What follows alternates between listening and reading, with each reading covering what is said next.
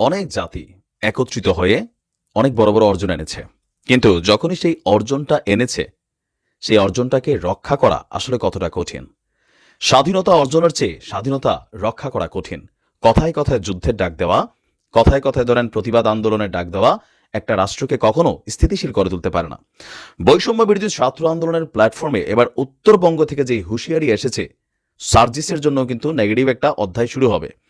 অনেকে বলছিলেন যে আওয়ামী ফেসিস্ট বলতে আমাদের ঊর্ধ্বতন নেতারা যে বক্তব্য দিচ্ছেন, মানে সমন্বয়করা, তো সার্জিসও তো একসময় বঙ্গবন্ধুকে নিয়ে বিশাল কবিতা, যে আমার বঙ্গবন্ধু কিভাবে আসছে, আমার বঙ্গবন্ধু বলে তার একটা ভিডিও কিন্তু ভাইরাল। ছাত্রলীগের সাবেক কর্মী, তো তুমি যদি ছাত্রলীগের সাবেক কর্মী হইয়া এখানে সমন্বয়কের এত বড় একটা পদে তুমি থাকতে পারো, তাহলে মোস্তফা সরোয়ার ফারুকী অথবা অনেকেই কেন তারা পারবে না, এরকম একটা পাল্টাপাল্টি প্রশ্ন তাদের মধ্যে কিন্তু শুরু হয়েছে, বা জনগণের মধ্যে এই প্রশ্নটা এখন কাজ করছে। প্রশ্নটা অন্য জায়গায়। আমাদের আলোচনার টপিকটা হচ্ছে উপদেষ্টা পদে যারা আছেন, নাহিদ, আসিফ, সার্জিস, হাসনাত সহ আরো যারাই আছেন সমন্বয়ক প্লাস উপদেষ্টা, তারা যে আন্দোলন শিখিয়ে গেছে তাদের অনুসারীদের, সেই আন্দোলনই আজকে সেই পলিসি নিজেদের জন্য একটা জাল তৈরি করে ফেলেছে। সেই জাল থেকে আসলে আমাদের সমন্বয়কটা কিভাবে বের হবেন?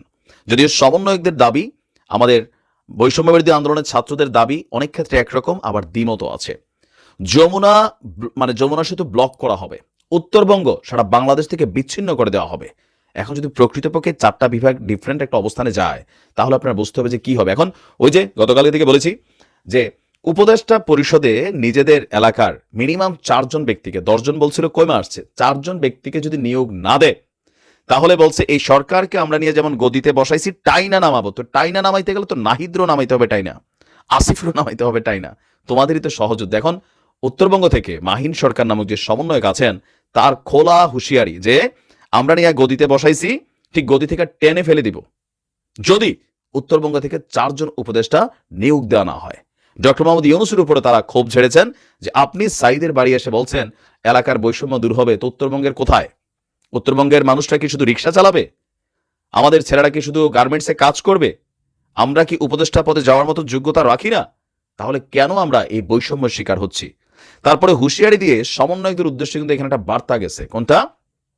যে যদি ঊর্ধ্বতন পর্যায়ে উপদেষ্টা পদে যারা আছে সমন্বয়কদের মধ্যে, বা সার্জিস, হাসনাত যারা আছে, তাদেরকেও কিন্তু এখানে সোজা বার্তা দেওয়া হয়েছে। আমি দেখলাম অনেক বক্তব্য, তো খুবই গুরুত্বপূর্ণ যে অংশগুলো আমার কাছে মনে হয়েছে যে আপনারা শিখিয়েছেন কিভাবে আন্দোলন করতে হয়, আমরা দেখেছি কিভাবে অধিকার আদায় করতে হয়, সেই পথেই আমরা হাঁটব।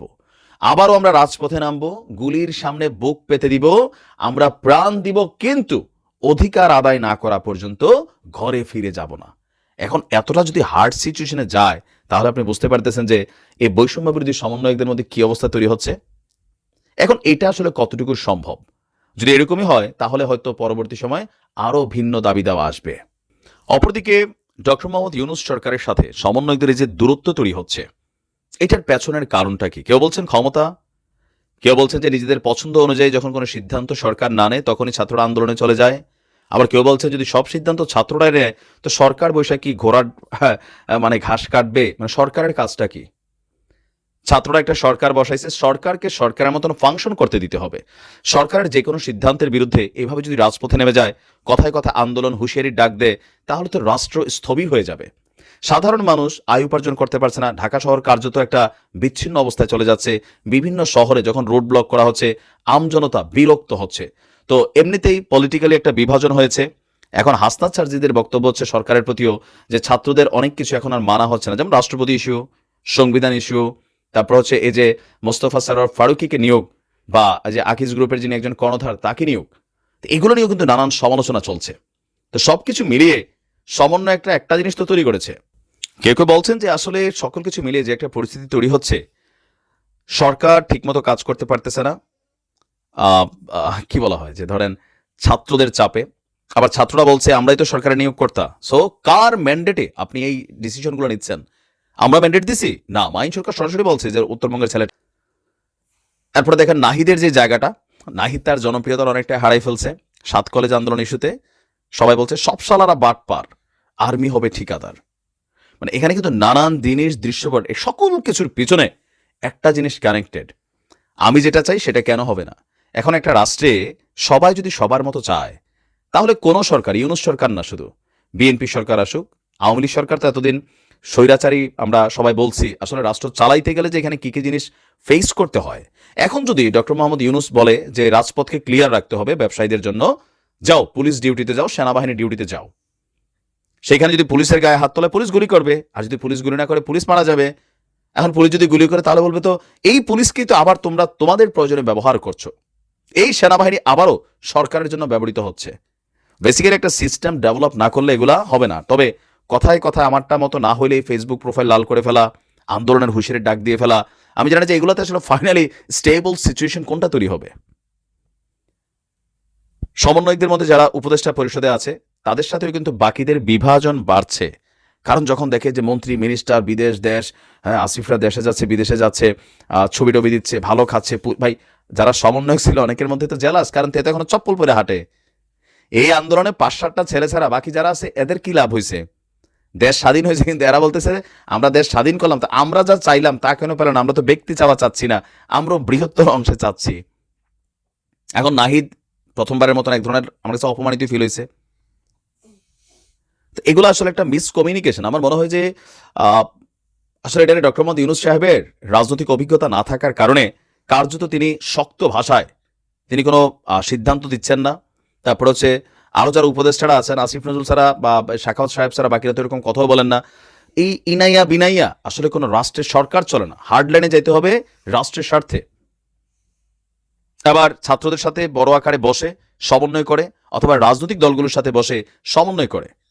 রাজনৈতিক দলগুলোর সাথে যোগাযোগ নাই, সেখানে তারা ডাক পাচ্ছে না। এই আন্দোলনে যে শিক্ষক, প্রাইভেট বিশ্ববিদ্যালয়ের শিক্ষার্থীদের মধ্যে বিভাজন আসছে না, আসছে তো। মাহতাব স্যার বললেন যে একটা মিনিট ফোন দেওয়া হয়নি সরকারের পক্ষ থেকে। তা আসিফ নাহিদরা কেন ফোন দিল না? একটা কৃতজ্ঞতা ফোন তো দরকার ছিল। তো এখন ওনার এই এক ডাকে প্রাইভেট ইউনিভার্সিটি কিন্তু আলাদা হয়ে যাচ্ছে, এরপরে ডাক দিলে পাবেন। এখন হাসনাত বা সার্জিস তারা ডাক দিয়ে মানুষ মাঠে রাখতে হবে, কারণ বিএনপি জামাতের জন্য এতটা রেড সিগন্যাল নাই যতটা সার্জিস হাসনাতদের জন্য। বিশেষ করে ছাত্রলীগ কইরা একটা সময় তারা তাদের অবস্থান তৈরি করছে, হাই লেভেলে তারা একটা প্রোফাইল ক্রিয়েট করছে। ওই সময় যতটুকু সুবিধা দরকার ছিল, যারা মানে ফেসিবাদী সরকারকে, তারাও তো একটা অংশ সাপোর্ট দিয়া মানুষকে ইনফ্লুয়েন্স করছে। অনেকে বলছে তো তোমাদেরও তো বিচার হওয়া দরকার, তোমরা কিভাবে, তোমাদের কেন বিশ্বাস করি। ইভেন এই বৈষম্য বিরোধী আন্দোলনের প্রথম দিকে খেয়াল থাকার কথা, সার্জিসকে নিয়ে নানান সমালোচনা হয়েছিল। তারপরে তার বক্তব্য, তীক্ষ্ণ বুদ্ধি, নেতৃত্বের কোয়ালিটি সবকিছুকে মিলে ব্যালেন্স করে ফেলছিল। এখন আবার সেই পুরনো কথাগুলো, ভিডিওগুলো ভাইরাল হচ্ছে, যখন বলা হচ্ছে যে ফেসিস্টের দোসরদেরকে বসানো হচ্ছে। তো দোসরের মধ্যে এখানে অধিকাংশ পোলাপানি রাজনীতির সাথে কানেক্টেড ছিল। তোমরা যেমন কৌশল অবলম্বন করেছো, ফারুকিরা হয়তো এরকম কৌশল অবলম্বন করেছে, মানে কাউন্টার পাল্টা কাউন্টার। আপনি মন্তব্যগুলোতে দেখবেন, আমরা জাস্ট হচ্ছে মন্তব্যগুলোকে বেসিস করে কথা বলি, বাট রাষ্ট্রের স্থিতিশীল অবস্থা দরকার। এভাবে চললে ব্যবসা বাণিজ্য বিনিয়োগ, আমরা যারা বিজনেস করছি, তো এখানে অনেক ঝামেলা আছে। রাষ্ট্রকে স্থিতিশীল করা দরকার। প্রয়োজনে স্টেক হোল্ডার যারা আছে, ছাত্র, শিক্ষক, প্রাইভেট ইউনিভার্সিটি, রাজনৈতিক দল, সবাইকে নিয়ে বৈশা একটা ফর্মুলা দিয়া যে কোনটা কোনটা দরকার, কোনটা বেদরকারি।